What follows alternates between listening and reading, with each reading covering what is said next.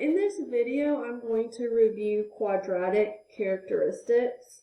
And I'm going to have my screen split. So I'm going to have a graph over here for us to analyze, and then I'm going to talk about the characteristics over here on this side.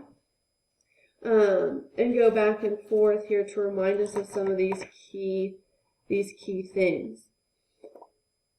Our domain hasn't changed. Our domain is going to be from negative infinity to positive infinity.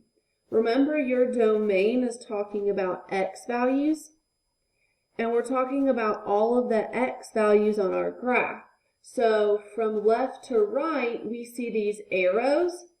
So as I get more and more negative, this graph over here is going to keep going. It's going to get more negative. And on the right, these are positive x values, but again, we see an arrow. So this is going to keep going.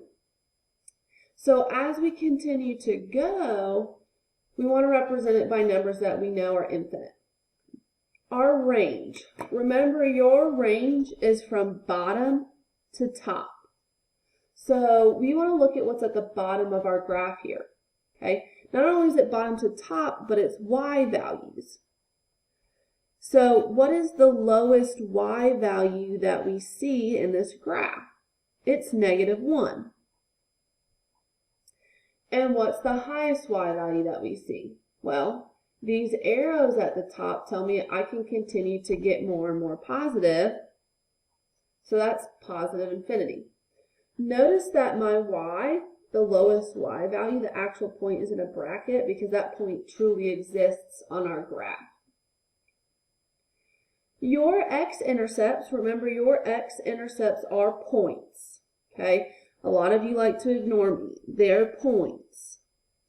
So we want to write them as ordered pairs. Remember that we can have two, or at most two x-intercepts. Here I have an x-intercept of -3, 0, and -1, 0. Remember, your x-intercepts are the points on our graph where our graph crosses the x-axis. Remember, there's other names for x-intercepts.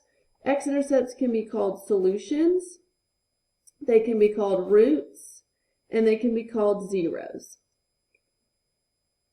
Your y-intercept is where your graph crosses the y-axis. Again, it's a point. So on our graph here, it's where it crosses the y-axis. So this is at 0, 3. An extrema is a maximum or a minimum. So what kind do we have? Do we have a max or do we have a min? So on this particular graph, it's opened up. We have a minimum. We have a lowest point. That minimum value, remember, is the y value of our vertex. So that minimum value is at -1. A lot of times you'll see it written as y equals -1, or you'll just see that whole ordered pair listed because that's the lowest point. Remember, your axis of symmetry is a line that cuts your graph in half. So if I could have a marker, I would take my marker and I would draw a dotted line straight down the middle here. Remember, your axis of symmetry is the x value of your vertex. And this one's written as an equation, x equals -2. It's written as an equation because it's actually a line. Okay, we're drawing this invisible line that cuts through here at x equals -2. Your vertex is another give me question. We should be able to identify that middle point on our graph. That's at -2, -1. Okay. And those are some key characteristics here. I'm going to go through 3 more examples. You might want to pause, write down the characteristics, and either try them before I get there, or be able to follow along without writing so much information. So let's look at our second graph. Okay. All right, our second graph here, let's take a look. Okay, our domain, still the same. We have arrows at the end of our graph, so our domain will remain the same. Range is from bottom to top. The lowest y value that I see is 1. The highest y value I see is positive infinity. Notice I said solutions this time, but solutions are the same as x-intercepts, roots, and zeros. So do I cross the x-axis here? No. So this is NRS. No real solution. Our y-intercept, I don't see it, okay? But that does not mean it doesn't exist. I can use my calculator to find it. I can use my calculator in a couple of ways. I can substitute 0 in for x. And when I do that, I get 10. Or to find the y-intercept, I can go to y equals, and I can graph it. So x plus 3 squared plus 1. And I'll go to second table, and right here where x is equal to 0, there's your y-intercept. So not being able to see it isn't good enough. You can still go and find it. So this y-intercept is at 0, 10. Then I'm asking myself, do I have a maximum or a minimum? I have a minimum again. That minimum value is at the lowest y value, which is at 1. My axis of symmetry is this invisible line that cuts my parabola in half. It's the x value of my vertex. That's at x equals -3. And again, my vertex, that middle point, that's at -3, 1. Next example. All right. This equation is now in standard form, just to make you familiar with the forms that we have here. That still doesn't change my domain. My domain is still -infinity to positive infinity. My range, now when I start at the bottom here, when I'm starting at the bottom, those arrows are pointing towards -infinity.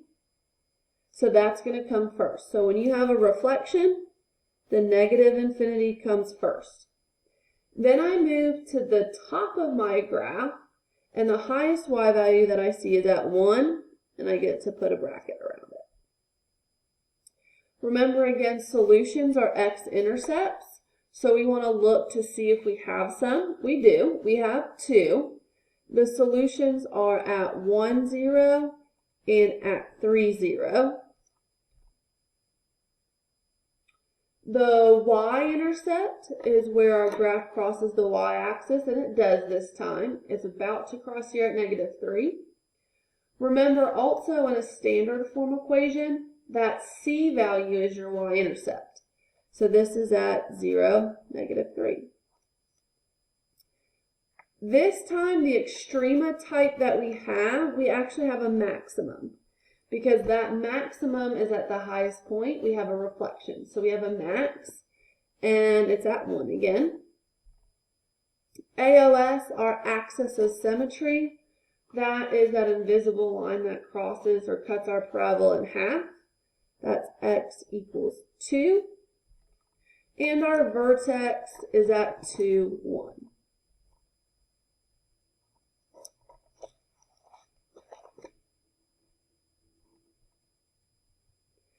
Last characteristic example. Okay, domain, still -infinity to positive infinity. We see those arrows at the end, so still -infinity to positive. The range, we're starting at the bottom. The lowest y value is -4, and we open up to positive infinity. Roots is another name for x-intercepts. We have 2. We're going to have them at -4, 0 and at 0, 0. 0, 0 also happens to be our y-intercept. Notice there's no c value. This has two terms. Okay, there's just no c value here. So our y-intercept is at 0, 0. My extrema type, again, is a minimum. And that at this time is at -4. Our axis of symmetry, remember that's that invisible line that cuts our parabola in half. It's the x value of our vertex. And my vertex is at -2, -4. Okay. Before I close this video out, I wanted to show you how to graph something with two terms here. Okay. This didn't make the graphing video, so hopefully we're all tuning in and watching this last example. This is still in standard form. This standard form is x squared plus bx plus c. We have an a out here. So in this particular example, we just have an x squared and a c. So that makes this b value 0, 0x. So when I go to use this formula, x equals the opposite of b over 2a, it's just going to be 0.